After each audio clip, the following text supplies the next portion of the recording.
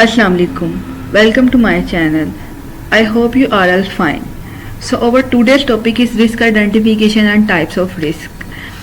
Software engineering में ये एक बहुत इंपॉर्टेंट टॉपिक होता है रिस्क आइडेंटिफिकेशन। तो आज हम इसके बारे में पढ़ेंगे, इसकी फर्दर टाइप्स के बारे में पढ़ेंगे, इसके अलावा रिस्क माइटिगेशन के बारे में पढ़ेंगे और ये पढ़ेंगे कि ये रिस्क कहाँ कहाँ अफेक्ट करता है, किन किन एरियाज़ में अफेक्ट करता है। तो सबसे पहले बात करते हैं कि रिस्क आइडेंटिफिकेशन होता क्या है। What is risk identification? Risk identification is the process of determining risk that could be potentially prevent the project failed and which stop the project development.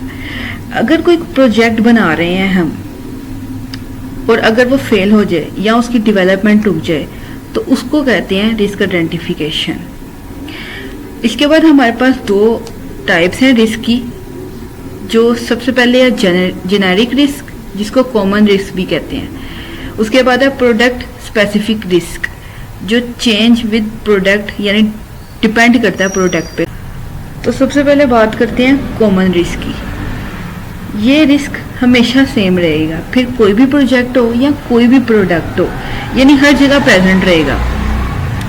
उसके बाद हम बात करते हैं प्रोडक्ट स्पेसिफिक रिस्क, जिसमें हमने कहा है कि ये प्रोडक्ट के साथ साथ चेंज होता है, यानी प्रोडक्ट पे डिपेंड करता है। यानी जो प्रोडक्ट के साथ चेंज होता है, ठीक है, जो कि हमारी प्रोडक्ट पे डिपेंड करता है। अगर हमारी प्रोडक्ट में कोई चेंजिंग आती है तो जाहिरी बात है कि वो हमारे प्रोजेक्ट पे भी कोई ना कोई इफेक्ट डालेगी और उससे कोई ना कोई रिस्क आएगा। तो ये है प्रोडक्ट स्पेसिफिक रिस्क। अब प्रोडक्ट स्पेसिफिक रिस्क के आगे से 7 रिस्क हैं, जिसमें पहला है बिजनेस इम्पैक्ट, दूसरा है technology to the limit, third one is customer character, fourth one is staff size and experience, फिर product size, process definition, development, environment. तो हम एक एक करके इन सबको डिस्कस करते हैं। तो सबसे पहले बात करते हैं बिजनेस इम्पैक्ट की। यानी हमने एक प्रोडक्ट बनाया है और उसके कंपैरेटिवली कोई और प्रोडक्ट आ गया है, तो इससे भी हमारे बिजनेस पे इम्पैक्ट पड़ सकता है और ये एक रिस्क भी हो सकता है। उसके बाद बात करते हैं टेक्नोलॉजी टू द लिमिट, यानी जो टेक्नोलॉजी यूज़ कर रहे हैं हम वो अप टू पॉइंट है या नहीं है। उसके बाद कस्टमर करेक्टर, यानी कस्टमर ने पहले बोला कुछ था और अब बोल कुछ रहा है और मांग कुछ रहा है, तो कस्टमर करेक्टर में ये एक रिस्क आ सकता है। यानी उसने पहले ये कहा था कि आप मेरी ये रिक्वायरमेंट्स हैं, मेरा ये बजट है, लेकिन बाद में आके वो कहता है ये रिक्वायरमेंट्स हैं मेरी, अब मेरा बजट ये है, तो इसकी वजह से भी रिस्क आ सकता है। उसके बाद स्टाफ साइज एंड एक्सपीरियंस, जो स्टाफ है जो हमारी प्रोडक्ट बना रहा है और जो उसका एक्सपीरियंस है, अगर वो काम है तो वो डेवलपमेंट स्लो हो जाएगी। यानी कि जो स्टाफ हमारी प्रोडक्ट बना रहा है, अगर तो एक्सपीरियंस उसका कम है तो जाहिरी बात है हमारा काम स्लो होगा। लेकिन अगर कोई एक्सपीरियंस बंदा है तो जाहिरी बात है कि वो जो हमारा प्रोजेक्ट है वो भी जल्दी बनेगा। उसके बाद बात करते हैं प्रोडक्ट साइज़ की। यानी पहले एस्टिमेशन लगाई थी कि प्रोडक्ट छोटी बनाई जाएगी, पर अब वो बड़ी बन रही है, तो इस तरह भी प्रोडक्ट साइज़ में एक रिस्क आ सकता है। देन बात करते हैं प्रोसेस डेफिनेशन, यानी पहले डेवलपर ने बोला था कि ये होगा और अब वो खुद से चेंजेस कर रहा है, तो उससे भी डेवलपमेंट में मसला आएगा। यानी पहले उसने कहा था कि मैं ये करूँगा और प्रोडक्ट बन जाएगा, लेकिन अब वो खुद ही से चेंजिंग कर रहा है, तो जाहिरी बात है इससे प्रोसेस में भी रिस्क आएगा और डेवलपमेंट में भी रिस्क आएगा। उसके बाद बात करते हैं डेवलपमेंट इन्वायरमेंट, यानी जो टूल यूज़ कर रहे हैं हम, जैसे एंड्रॉयड है, अगर उसमें एंड्रॉयड स्टूडियो में अपडेट आता है तो उसका यूआई चेंज हो जाएगा। अब उसका चेंज करने के लिए, यानी अब उसका यूआई चेंज करने के लिए सीखने में टाइम तो लगेगा, ऑब्वियसली बात है, तो इसकी डेवलपमेंट में भी रिस्क आ सकता है। और जाहिर ही बात है कि टाइम भी ज़्यादा लगेगा, क्योंकि उसका यूआई चेंज करना है तो उसके लिए कुछ ना कुछ तो करना पड़ेगा ना, समझना पड़ेगा, सीखना पड़ेगा, तो जाहिर ही बात है कि टाइम भी लगेगा। इसके बाद अब हम बात करते हैं टाइप्स ऑफ रिस्क की।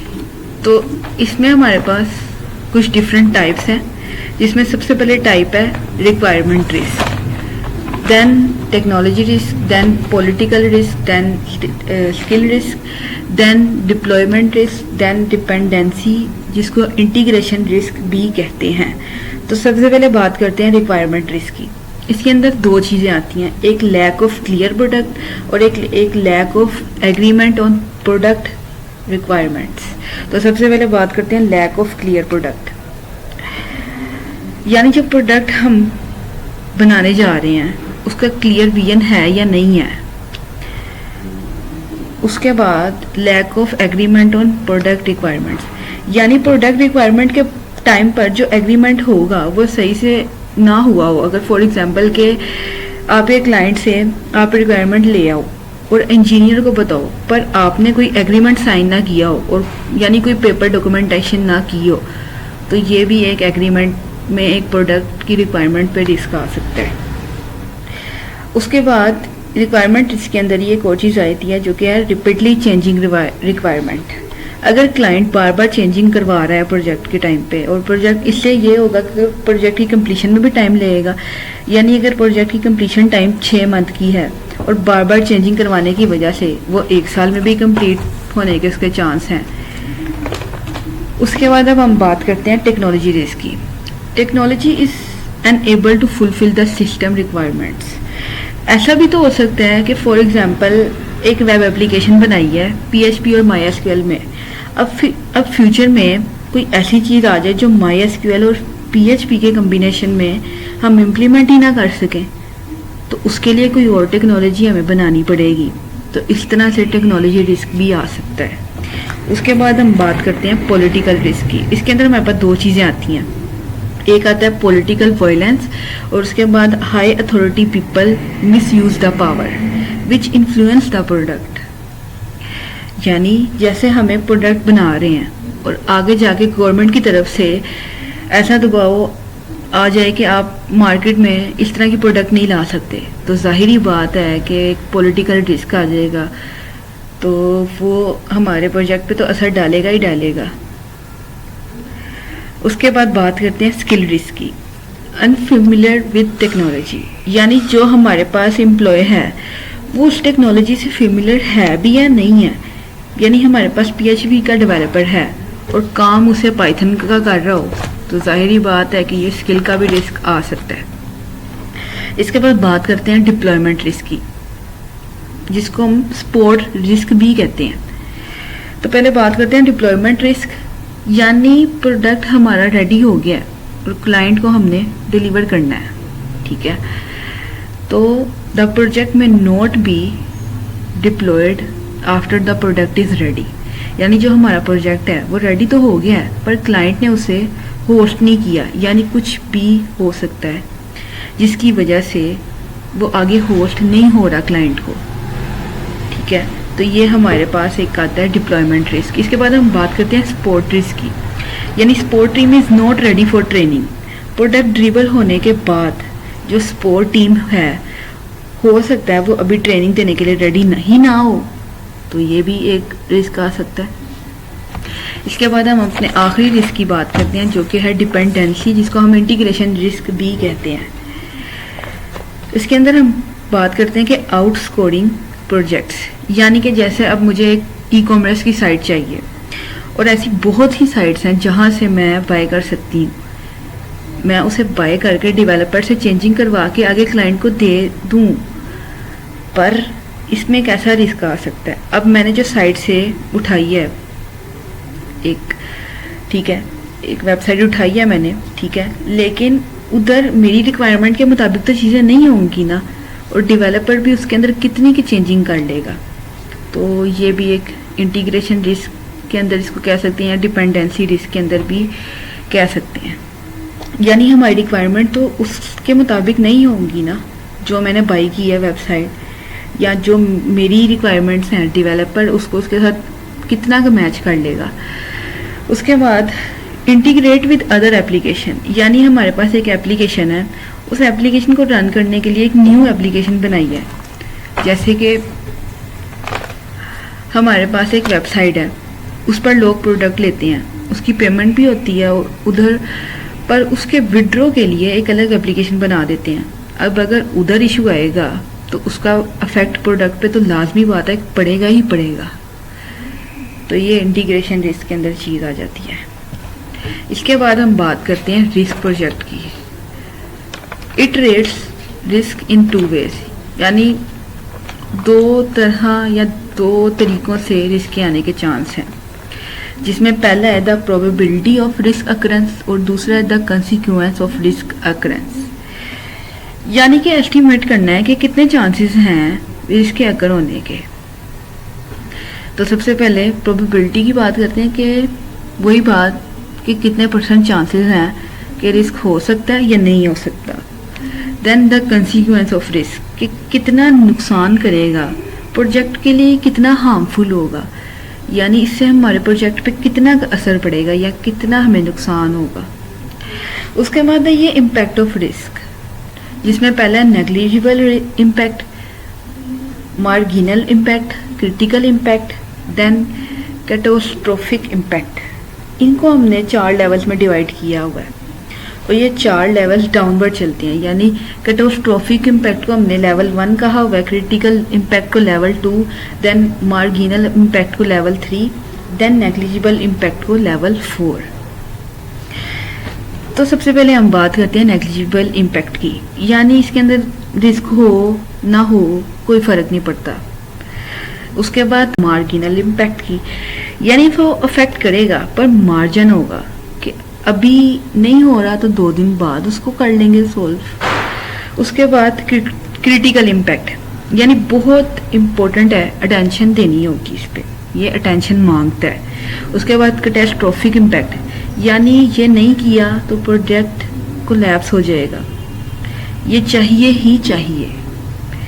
तो उसके बाद हमारे पास ये एक एग्जाम्पल है जिसके अंदर रिस्क 3 हमारे पास फैक्टर्स हैं, रिस्क, प्रोबेबिलिटी और इम्पैक्ट। रिस्क है कि साइज एस्टीमेट में भी सिग्निफिकेंट लो, जिसकी प्रोबेबिलिटी है 60%, और इम्पैक्ट इसका है क्रिटिकल, यानी कि लेवल 2। उसके बाद technology will not be meet expectations, जिसकी प्रोबेबिलिटी के चांसेस हैं 30%, और ये लेवल है कैटास्ट्रोफिक यानी लेवल 1। देन स्टाफ अनएक्सपीरियंस्ड, जिसके प्रोबेबिलिटी के चांसेस हैं 30% और लेवल है क्रिटिकल यानी कि 2। तो सबसे पहले हम बात करते हैं इस चीज़ की कि यानी साइज एस्टीमेट में भी सिग्निफिकेंट लो, यानी जो साइज एस्टीमेट किया था वो छोटा था, पर अब जो प्रोजेक्ट बन रहा है उसका साइज बड़ा बन रहा है। तो ये एक क्रिटिकल मामला है जिसको जाहिरी बात है सॉल्व करना ज़रूरी है। उसके बाद technology will not meet expectation, यानी जो टेक्नोलॉजी यूज़ कर रहे हैं काफ़ी पुरानी है जो कि आगे जाके हमें मसला कर सकती है। उसके बाद स्टाफ अनएक्सपीरियंस्ड, यानी जो स्टाफ काम कर रहा है वो अनएक्सपीरियंस है, यानी उनके पास कोई एक्सपीरियंस है ही नहीं, उस काम से रिलेटेड तो एक्सपीरियंस है ही नहीं। तो ये भी क्रिटिकल मामला है क्योंकि इससे हमारे प्रोजेक्ट पे जाहिरी बात है कि असर पड़ेगा ही पड़ेगा। उसके बाद कुछ एरियाज़ हैं जिनमें रिस्क अफेक्ट करता है। तो risk is always affected in project, technical and business. तो प्रोजेक्ट मैनेजर की ड्यूटी होती है कि वो आइडेंटिफाई करे रिस्क को। अगर तो रिस्क आइडेंटिफाई हो जाता है ना तो ये उसकी ड्यूटी है कि वो जल्द से जल्द उस रिस्क को ख़त्म करे, यानी उस रिस्क को जल्द से जल्द मिनिमाइज करे। तो सबसे पहले हम बात करते हैं प्रोजेक्ट रिस्क की। इसमें आ सकता है बजट प्रॉब्लम, इसमें आ सकता है schedule problem, personal problem, resource problem, customer related problem.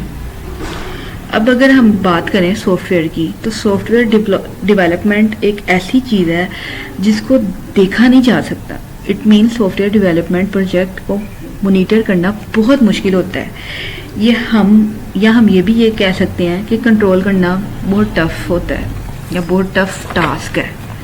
जैसे कार मैन्युफैक्चर है, उसमें हमें शेप का पता चलता है कि या शेप नज़र आ रही होती है कि क्या काम हो गया है, क्या काम हो रहा है, हम उसे मॉनिटर कर सकते हैं।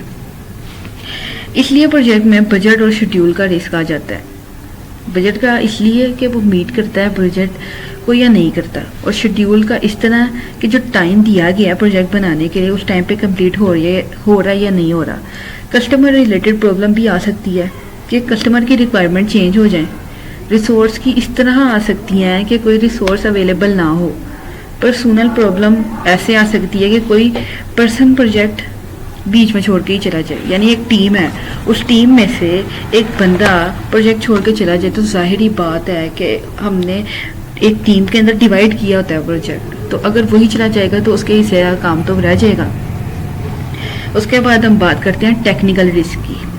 अब अगर हम टेक्निकल रिस्क के बारे में देखें तो हमारे माइंड में आता है कि design, coding, interfacing, testing, software की मेंटेनेंस प्रॉब्लम।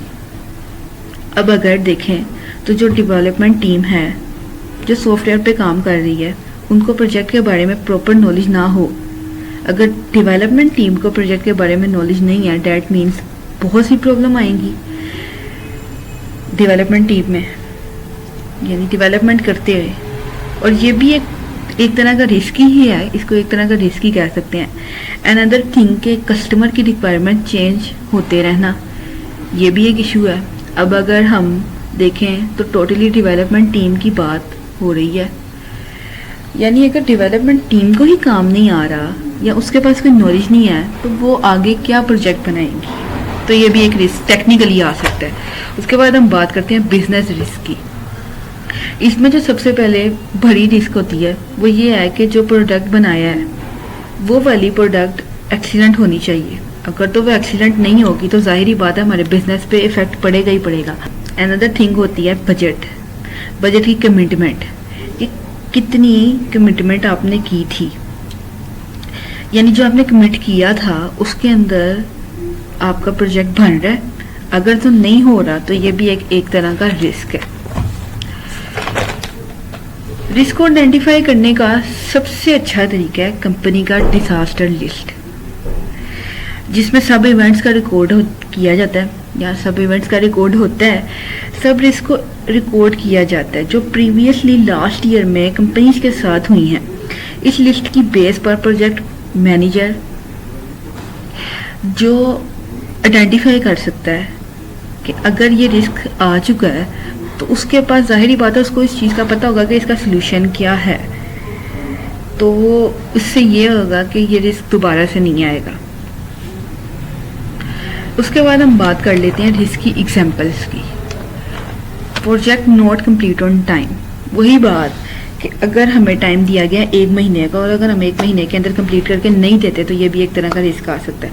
उसके बाद पुअर क्वालिटी ऑफ प्रोजेक्ट, यानी कि हमारी जो हमने उसके अंदर टूल्स यूज़ किए हैं या जो भी हमने लॉजिक यूज़ किया या जो कुछ भी, तो और वो हमारे प्रोजेक्ट को यानी उसकी क्वालिटी अच्छी नहीं बना पा रही, तो जाहिर ही बात है क्लाइंट को पसंद ही नहीं आएगा, तो ये भी एक तरह का रिस्क आ सकता है। एनी की person leave the project development, यानी कोई भी कभी भी किसी भी मौके पे छोड़ के जा सकता है। तो अगर एक टीम है और टीम के अंदर एक बंदा भी चला जाता है तो हमने तो काम डिवाइड किया होता है, तो जाहिर बात है उसका असर हमारे प्रोजेक्ट पे पड़ता है।